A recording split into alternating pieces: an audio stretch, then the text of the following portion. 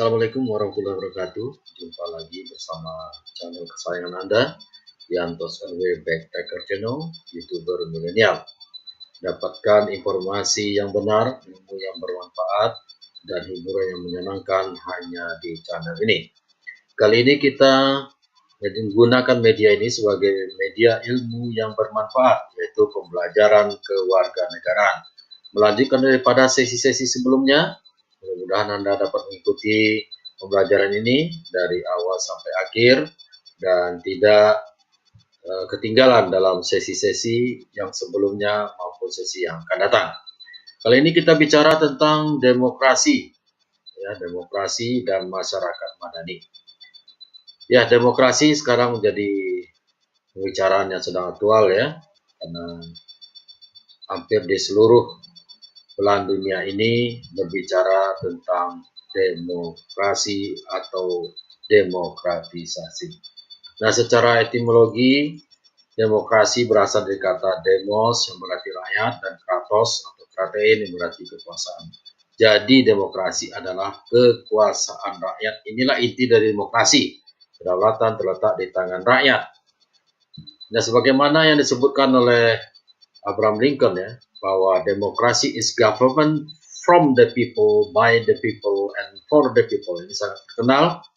Demokrasi is from the people. Demokrasi adalah dari rakyat, oleh rakyat, dan untuk rakyat. Jadi demokrasi itu dari rakyat, ya, oleh rakyat, dan untuk rakyat. Dan dengan demikian dalam sistem demokrasi, rakyatlah yang memegang kekuasaan. Sebab pemerintahan berasal dari rakyat, oleh rakyat, dan untuk rakyat.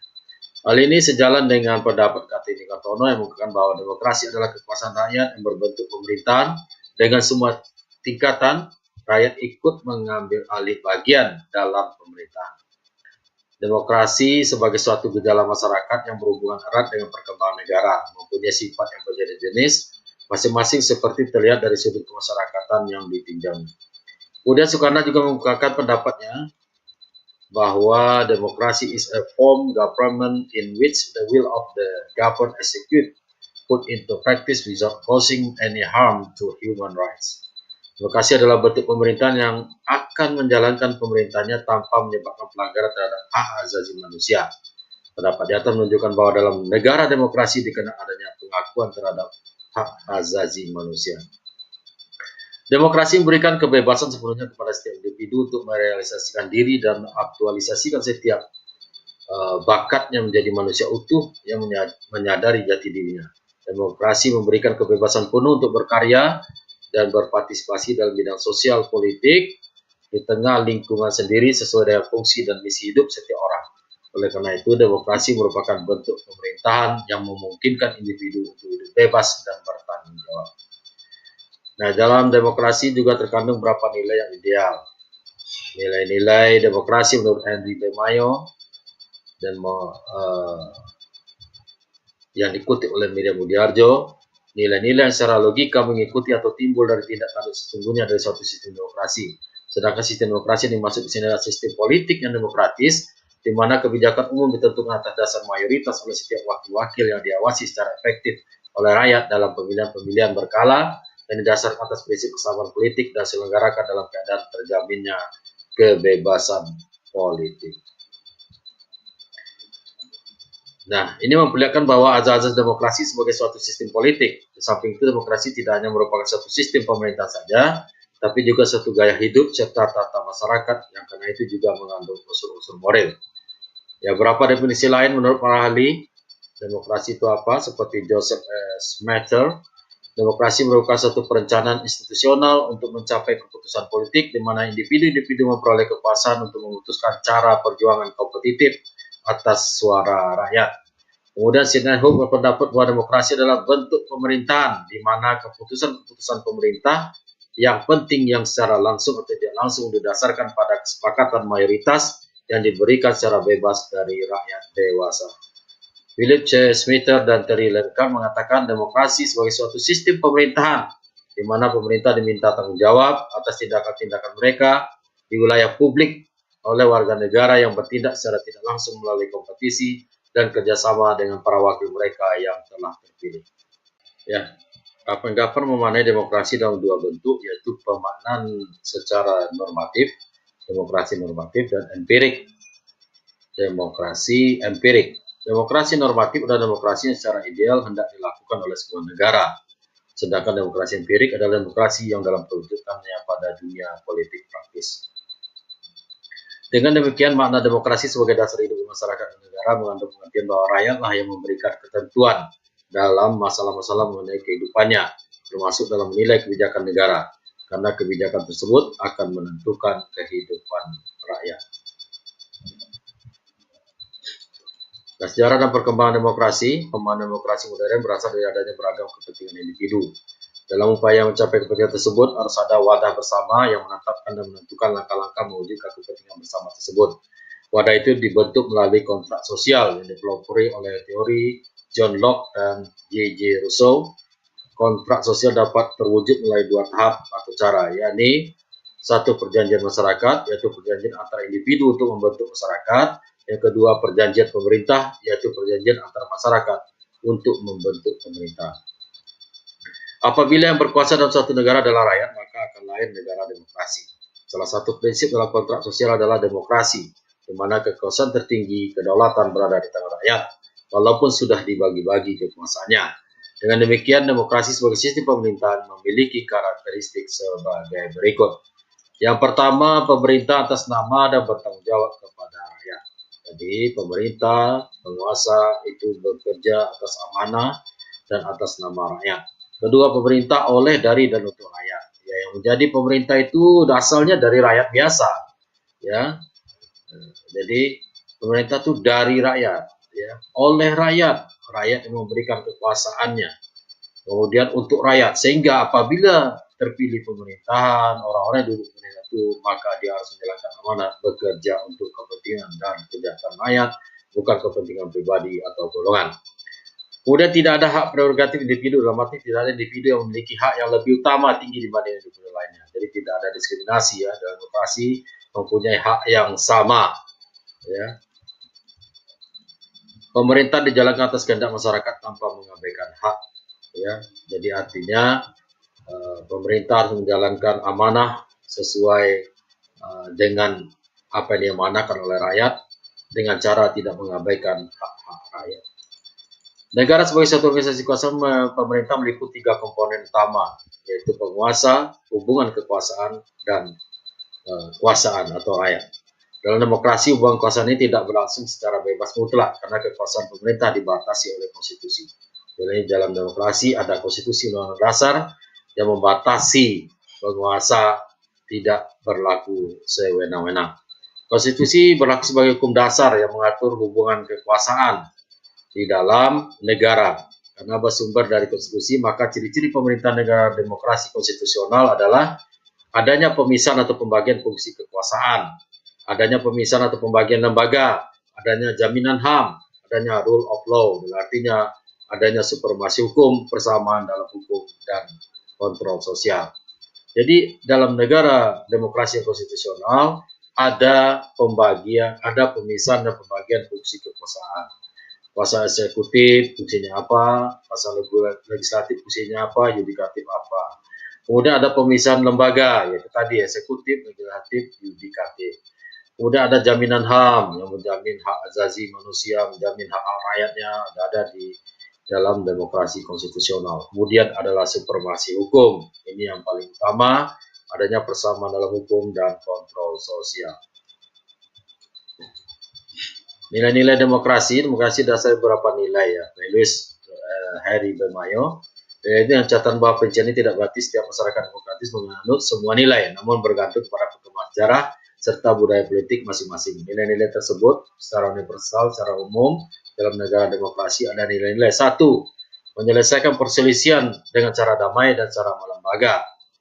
Kemudian menyelenggarakan pergantian pemimpin penguasa secara teratur, membatasi pemakaian kekerasan sampai minimum, mengakui dan menganggap wajar adanya keanekaragaman, menjamin tegaknya keadilan, dan menjamin adanya kebebasan-kebebasan dalam sistem demokrasi. Apabila kita terapkan nilai-nilai tersebut di Indonesia, maka nilai-nilai tidak boleh terlepas dari sila-sila Pancasila, dan secara operasional sesuai dengan pasal-pasal Undang-Undang Dasar.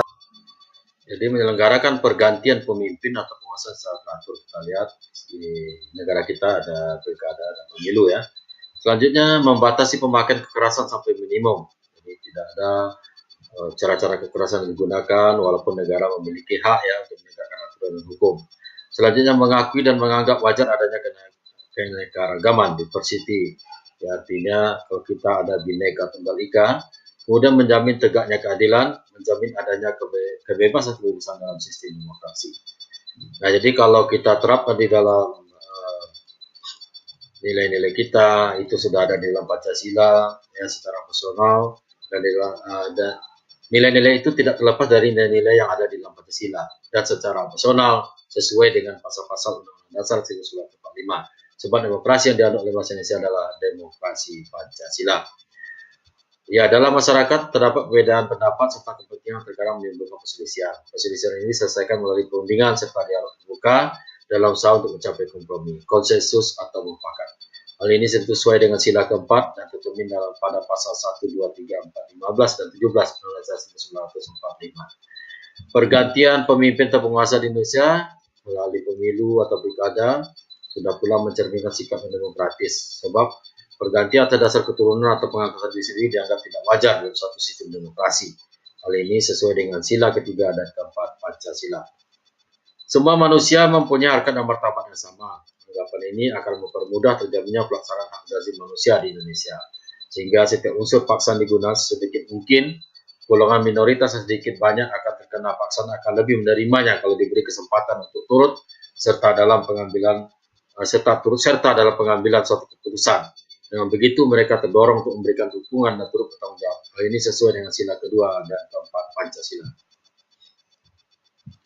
Mengakui dan menganggap wajar adanya keanekaragaman dalam masyarakat yang terlihat pada keanekaragaman pendapat, kepentingan, dan tingkah laku merupakan ciri masyarakat demokratis.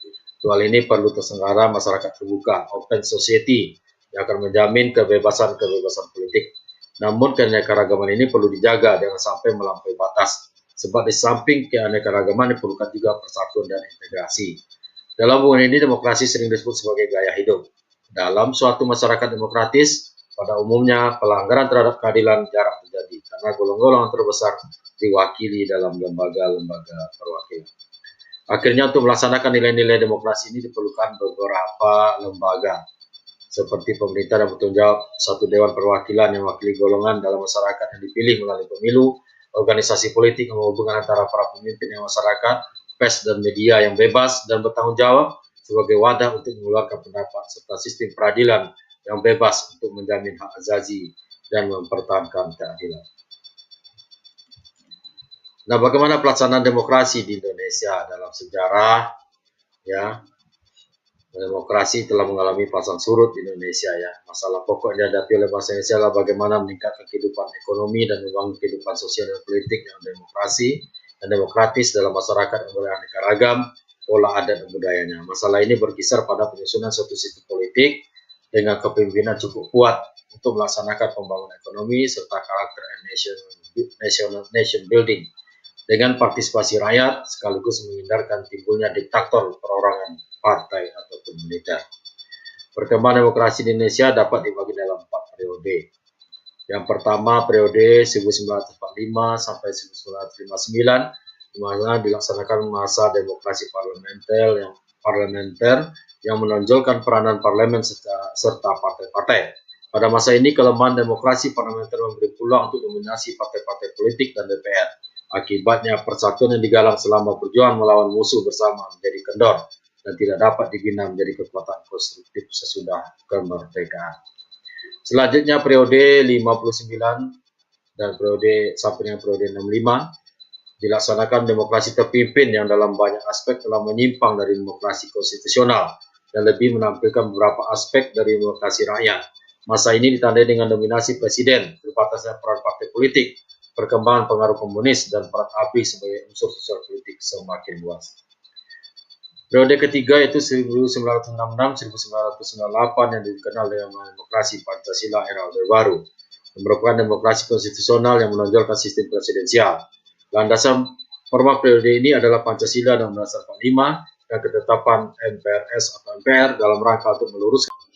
Ya, jadi pada masa demokrasi Pancasila di era Orde Baru ini,